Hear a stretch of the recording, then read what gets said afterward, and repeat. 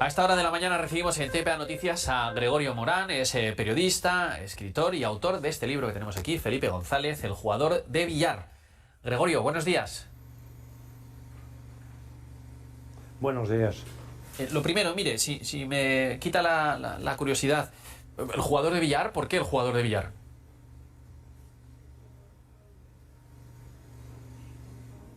Bueno, cuando Felipe González entró en la Moncloa,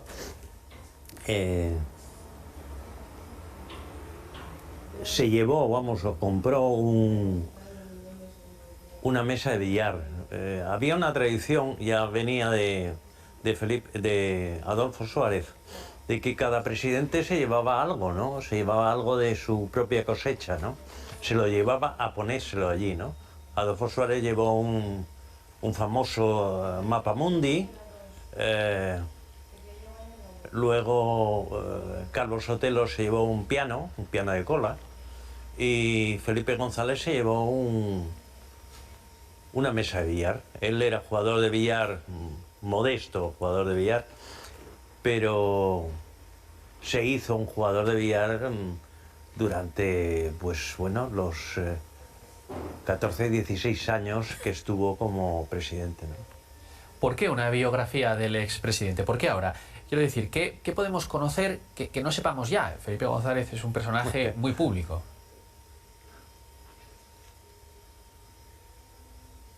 Bueno, todo personaje público tiene varias facetas, ¿no?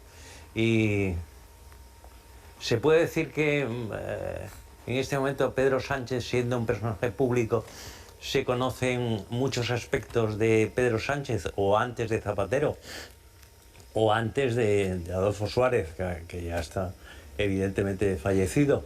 Pero sí, el caso de Felipe González había que analizarlo desde su victoria arrolladora de 1982 hasta su final en el 96.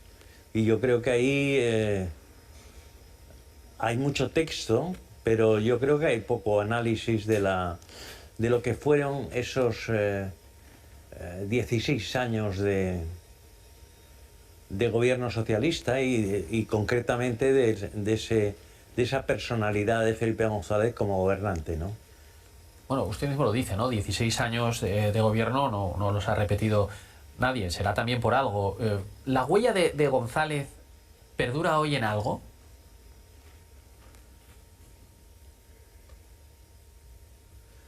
Bueno, esto es difícil de decir. Yo creo que la sociedad española, hay una parte de la sociedad española que considera que la herencia de Felipe González fue una herencia muy positiva, otros que consideran que no fue tan positiva, pero lo que sí es obvio es que es un referente. Claro, estuvo caracterizado esos 16 años por elementos contradictorios, ¿no? Que están desde los famosos fastos de 1992, de las Olimpiadas y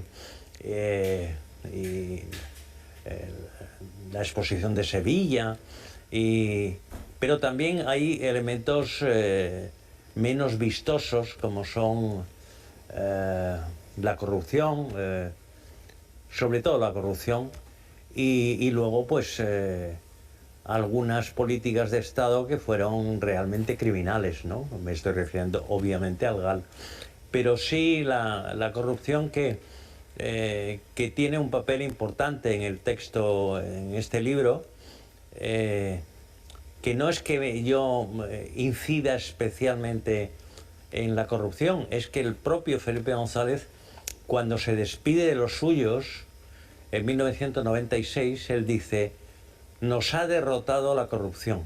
Y yo creo que, dicho por él mismo, tiene un valor muy especial. Mire, dice cosas muy interesantes. Yo le hablaba de lo de la huella de Felipe González porque ahora parece que cuando habla, incluso desde su partido, hay voces críticas. No sé si incluso se reniega de él.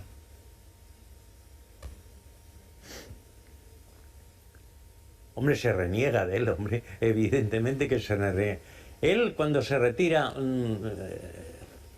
explica a su manera, con una metáfora medio andaluza, medio cosmopolita, diciendo que cuando un presidente de gobierno se retira, se convierte en un jarrón chino, ¿no? Que es ese objeto maravilloso que nadie sabe muy bien dónde colocar en casa, ¿no? Claro, ese papel de jarrón chino, con los acontecimientos de los últimos meses, más que años, transforman a la figura, ¿no? Entonces se ve obligado no solamente a ejercer de jarrón chino, sino de ejercer de maceta, es decir, de ejercer de analista, de crítico. Y claro, hay una parte del PSOE que ya no, por supuesto, obviamente es una generación muy diferente a la suya, a la generación del 82, para entendernos, que es ya la generación Zapatero, Sánchez, etcétera, pues que reniega absolutamente de las posiciones de Felipe González e incluso de la política de Felipe González. Y yo creo que esto es una de las características de la vida política en este momento, en este mismo momento. Claro, yo cuando empiezo a hacer la biografía de Felipe González, nada de esto había surgido, porque el libro tuvo enormes dificultades para publicarse. Los editores no querían ni leerlo, que sencillamente para ellos Felipe González era una, como se diría ahora, era una página pasada, ¿no? Y carecía de interés, o el interés que tenían y el que yo podía darles pues no coincidía, pero de pronto en los últimos meses parece como si el libro fuera de una oportunidad vibrante, ¿no? Y viene dado por la realidad, no por la intención del libro. El libro ya está escrito desde hace un año. Lo que ocurre es que los acontecimientos se han acelerado y algunos de los rasgos que estaban escritos en el libro, que se habían diseñado en el libro, pues se confirmaron de una manera, digámoslo, brutal, ¿no? Sí, Gregorio, de hecho yo cuando tuve el libro en mis manos pensé lo que usted acaba de decir, que llega en un momento que ni pintado. Mire, repasando una entrevista que publica hoy un periódico, decía usted: ni González ni Guerra tuvieron tanto descaro. ¿A qué se refería? La constitución del Partido Socialista, que surge de Suresnes, el Congreso de Suresnes, en 1974, y que logra la victoria arrolladora, insisto, del 82, es muy diferente de cómo ellos consiguen la dirección del partido, cómo van construyendo el partido. Es muy diferente a la construcción del partido que tiene Zapatero o Sánchez, por citar dos casos muy similares, ¿no? Que son ya son las cúpulas, sus amigos, su tesón, su ambición, evidentemente. En política no hay política sin ambición, es decir, cuando se dice eso de es un político poco ambicioso, uno está descalificando al político, porque un político sin ambición es como un jardín sin flores, eso es obvio, ¿no? Pero en este momento, para Felipe González o Guerra, que siempre digo que son dos líneas paralelas que, como ya se sabe, nunca se encuentran, pero que van en la misma dirección, el descaro esta actitud respecto al partido que tiene Sánchez, por ejemplo, ahora, pues es elevar al cubo, al máximo, una actitud que en la época de Alfonso Guerra, como secretario de organización y como responsable del aparato del partido, pues estaba más atenuada. No es que fuera más suave, estaba más atenuada. Ellos fueron los que inventaron la famosa frase de el que se mueve no sale en la foto. Pero en este momento, sencillamente, es que no hay foto. Es decir, no, ahora son selfies. Es decir, que salen, se borran, salen, se borran.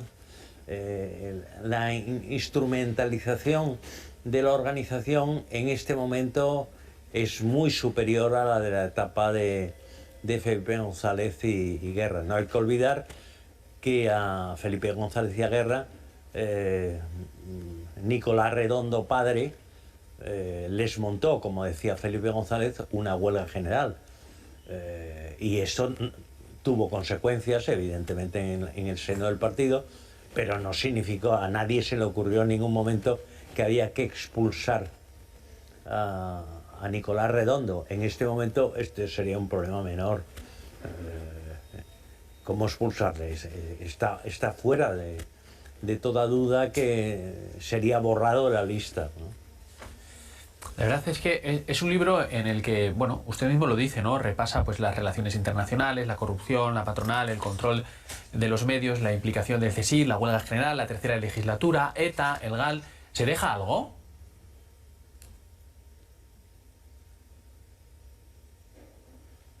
Al menos yo he intentado que no. Es posible que un observador atento note, eso sí, se le da más importancia a unas cosas que a otras, porque claro, aquellos defensores de Felipe González, del tándem Felipe González-Guerra, pueden considerar que algunos aspectos no han sido suficientemente reseñados y otros que son negativos se insiste más en ellos.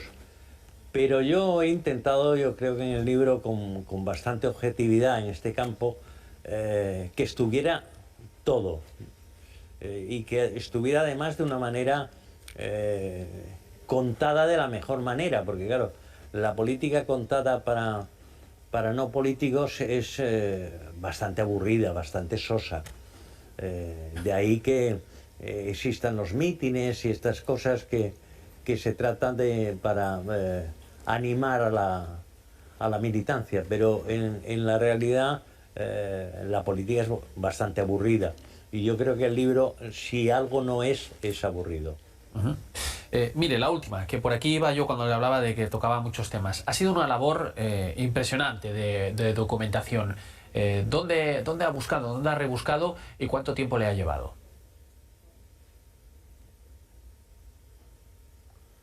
Pues la elaboración me llevó varios años porque coincidió además con la pandemia, ¿no?